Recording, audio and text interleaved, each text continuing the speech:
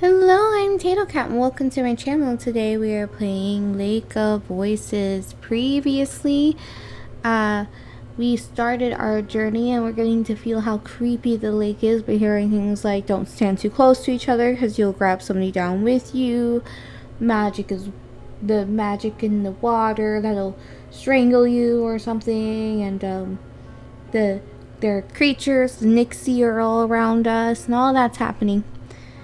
And, yeah, now we're at a fork in the road, so we'll see how that goes.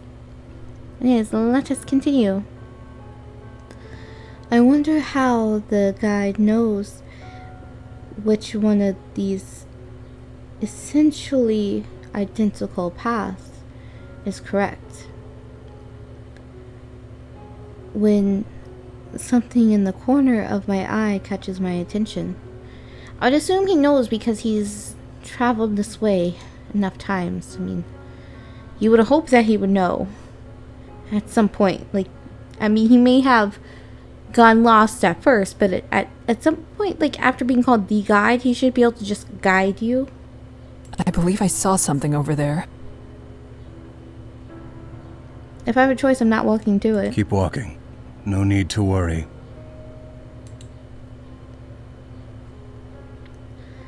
The guide's voice is calm and level. I decide against pressing the issue, not wanting to set everyone even more on edge. What did he say? Are we that far apart that he can't hear what somebody said in front of the line? Perhaps not wanting the conversation to be heard or to be caught by the guide, he speaks softly, though I couldn't quite hear him because of it.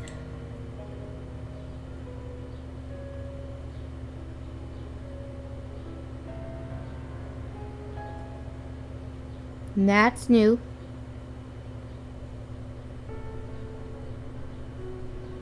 That wasn't there before, was it? I don't think it was. Pretty sure it wasn't. Could be wrong.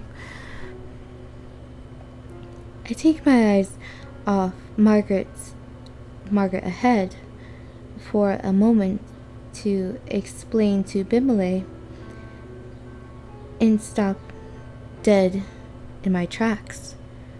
Only one word is able to escape me in my stunned state.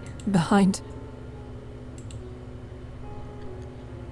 Bimile stands another figure looming in the darkness. Seeing my face, Bimile grabs the hilt of his sword. He whips around, then staggers swiftly backwards.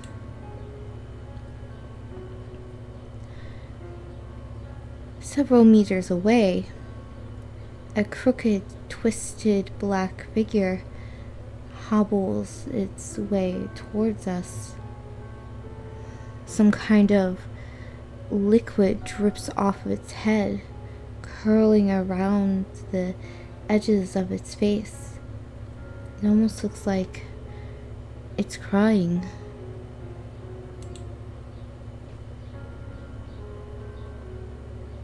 So this thing is supposed to be further away.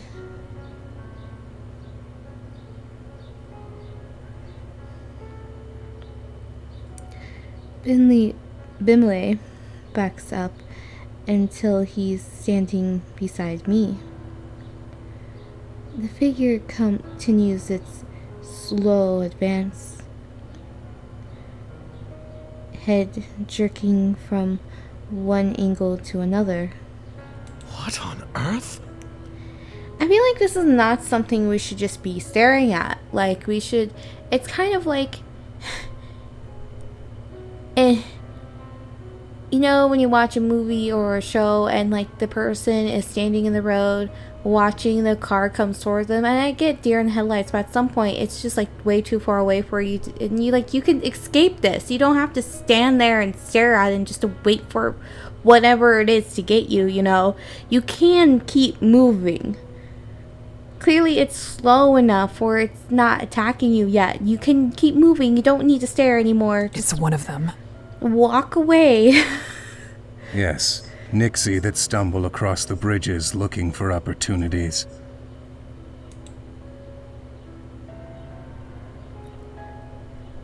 The guide is standing next to us. I didn't even notice him approach. The ones that can make it out of the water are generally referred to as prowlers.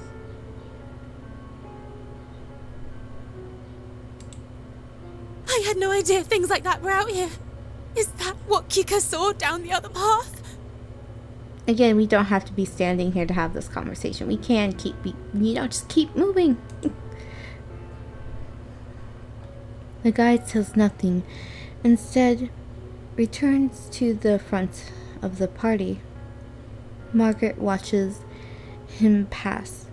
Her frustration morphs into nervous optimism. Then, something seems to come into her mind. Well, Nixie aren't slowed down much by swords, but at least the light keeps them away, right? Margaret's hand grips her face tight, and desperation bleeds into her voice. I bite the inside of my lip. Direct light will force it to return to the lake. However, it'll try to drag the light, or you, down with it before it goes. Instinctively, I reach for the hilt of my sword, despite the fact that it would do little to protect me.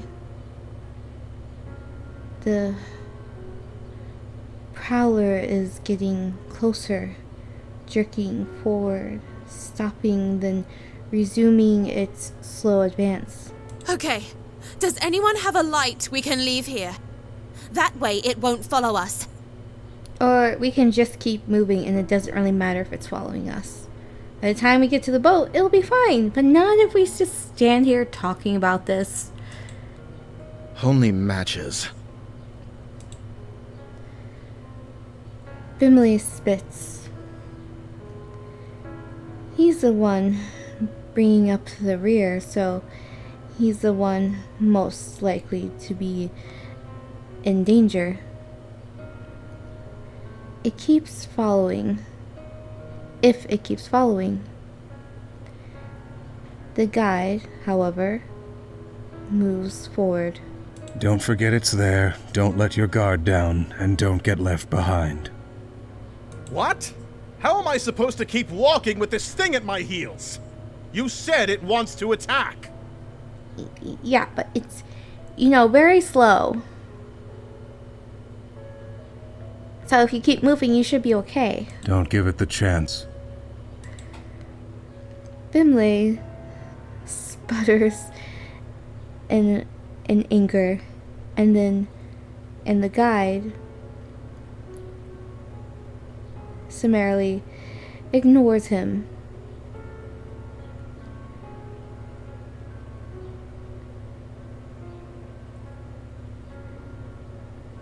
I solidly grab hold of Bimley's upper arm. Here, I'll lead you like this, and you can keep your focus solely on the prowler. Make sure it doesn't get too close. Great, so we're already doing the thing that we're not supposed to be doing. Which means now if Bimley goes down, I'm gonna go down with him. Which sounds so mean, but I'm already okay with losing Bimley. Alright? I can only let so many people live. They tell me this in the beginning, so yeah, I feel like I need the guide. And I'm trying to romance Margaret. So, Bimley's the expendable one right now. Sorry, Bimmy. Bimley eyes the guide with unresolved hostility, but allows himself to softly sigh in relief. He gazes at me with fondness. At least there's someone I can count on. I mean, I suppose we are supposed to take him along with us for this trip.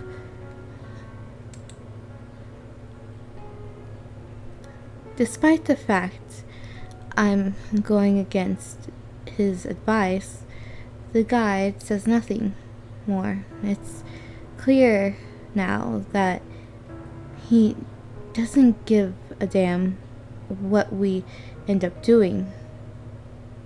Some part of me is glad of that. I want to help everyone make it through. And it would be worse to have to persuade the guide every time help was necessary. Kika, thank you.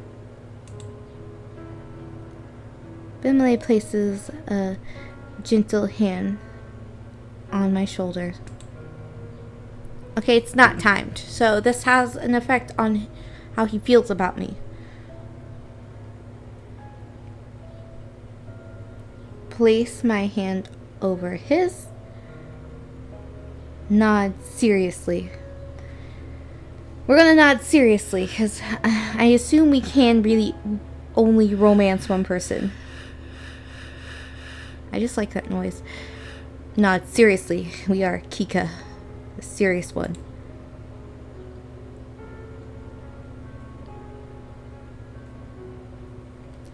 Bimley's face hardens in return. He moves his free arm down. I fully link his arm with mine, and now, properly settled, look forward. Margaret is following the guide with some reluctance, turning back every so often to check on us. I wave my lantern to signal we're catching up. Margaret returns her head to the front and quickens her pace. With a tug on Bimley, I start to follow them. We start to follow them.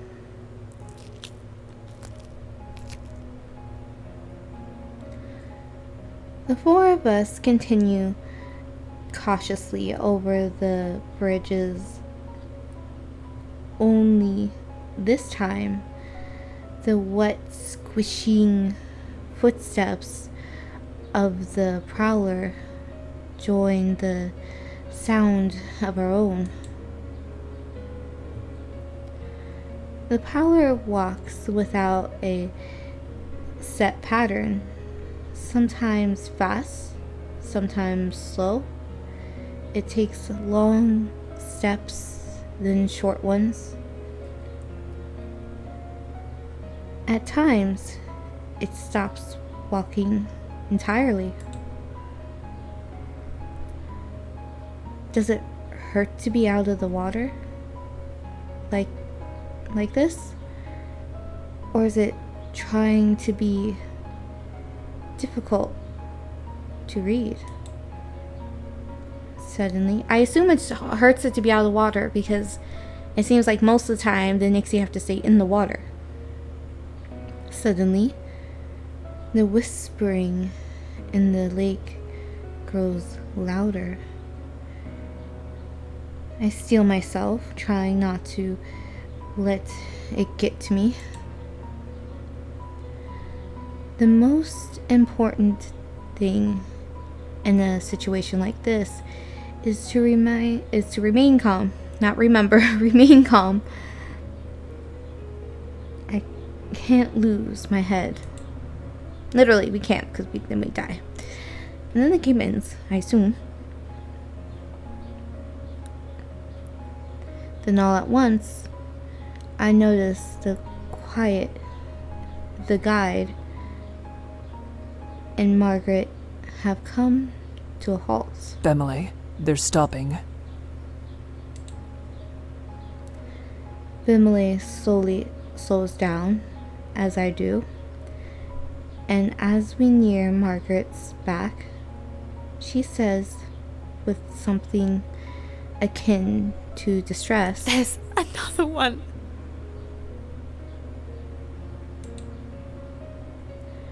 I tug on Bimley, and he understands.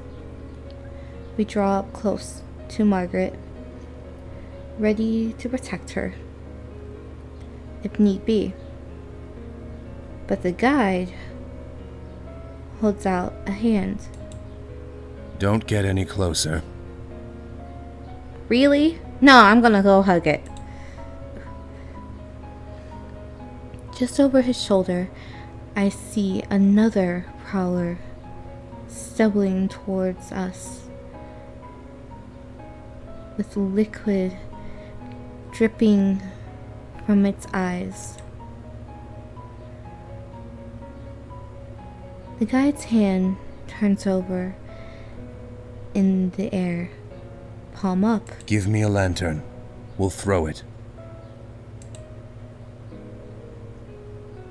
Margaret extends her own with trembling hand. When Bimley speaks instead, his back still turned. If you have to take someone's, take mine. Yes, an extra light won't do us much good when we're standing this close together. Margaret takes Bimley's lantern from him, and from him, guarded relief displayed on her face, features. Thank you. She hands the lantern to the guide, whose hand grips it tightly, knuckles growing pale. Stay here. I can't throw it too far. The light will blow out before it reaches the Nyx.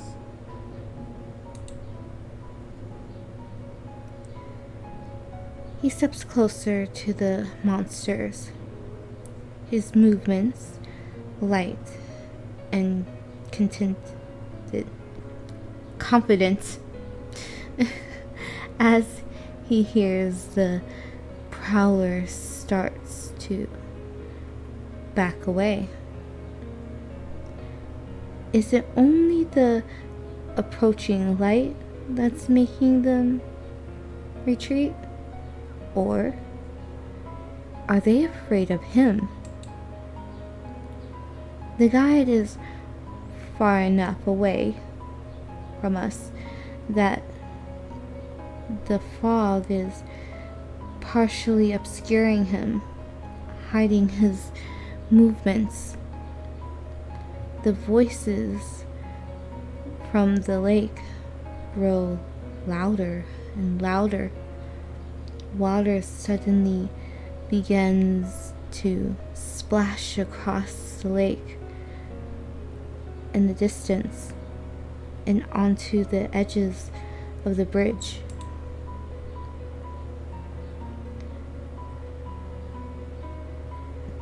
They want him to mess up.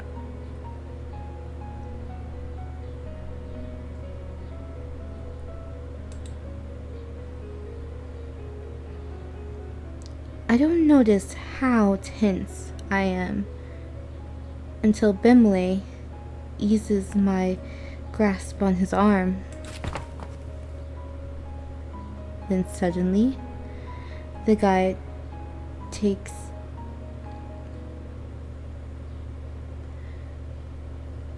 multiple long and fast strides forward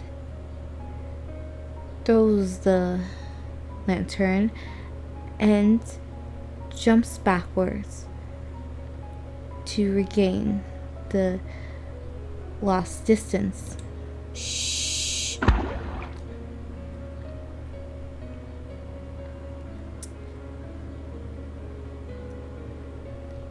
Why don't they carry more than one lantern? This seems like a smart thing to do. If you know. I mean, sure, it's burdensome to have multiple lanterns, but in this case, it feels necessary.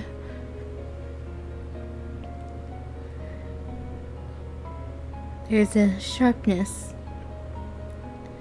and then a deep splash, and the voices of the Nixie grow quieter, not silent, but quieter. A sigh escapes me, and the guide comes back to our group. We should keep going before it comes back.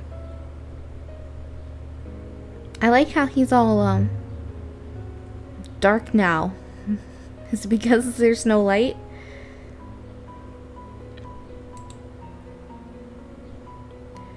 I glance at Bimley and realize he too is looking relieved at the guide before us. And then I see it.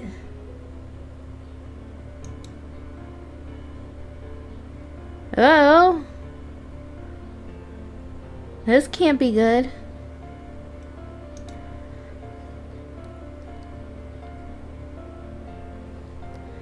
The first prowler, it's still there. It's right there. Where did you think it went? It's always been there.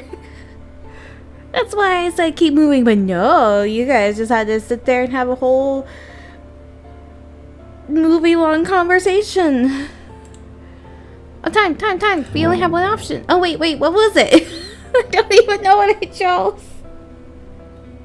That's how they get you. Okay, I'm gonna go back and actually read that. Because sometimes, I guess, doing nothing is also an option. I just don't have to choose the first thing I see. Pull Bemley forward. If I don't, will he die? If I don't, we will die. Oh, because he's attached to us.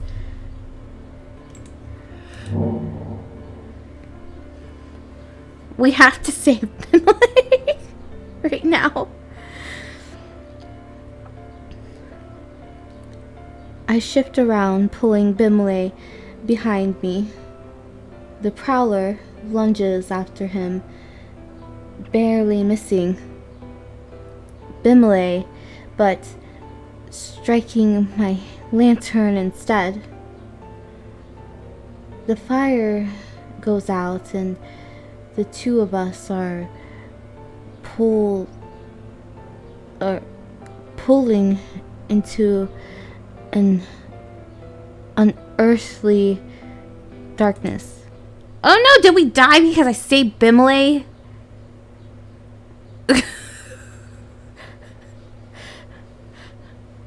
We better not.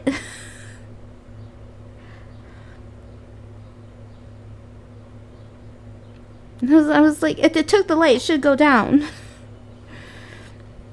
Then there is a slick splash.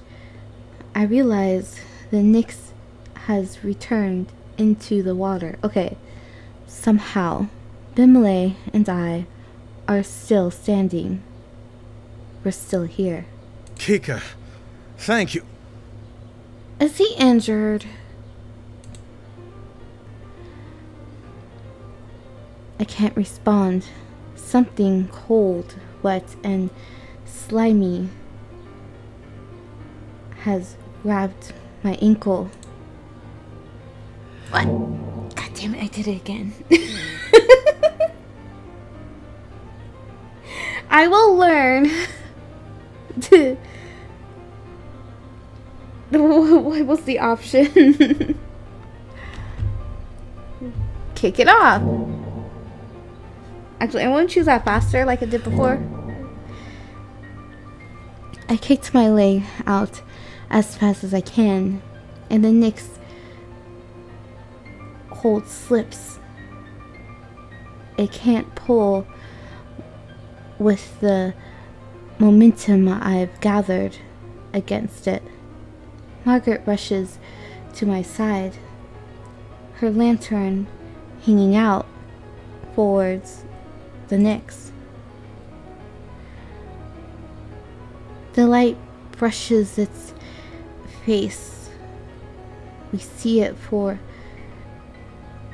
an instant, its eyes wide, and then slides back into the smooth surface of the water. Yay, we live! And he lives too, I guess. Cool. But now we're down another lantern. Wonderful. I feel like that's gonna bite me in the ass later. Bimley grabs Margaret and I both, helping us towards the center of the bridge and causing under his breath.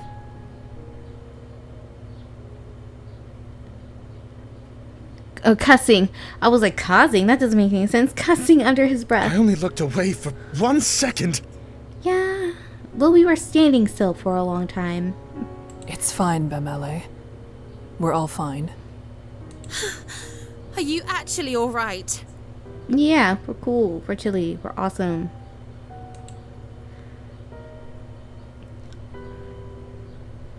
Margaret cocks her head down, examining my ankle. But there's nothing but a wet smudge around my trousers. I am fine. I say that though, I don't actually want to let go of Bimley. I need to in order to relight our lantern and provide us actual safety. But I feel such a strong desire not to be alone in this moment. Oh good, we still have things to light our lantern. I thought like it took our lantern with us, with it. I shake my head around. I shake my head roughly and let go of him, relighting the lantern as fast as I'm able. Kika, thank you. Again. You saved my life. I won't let this happen again.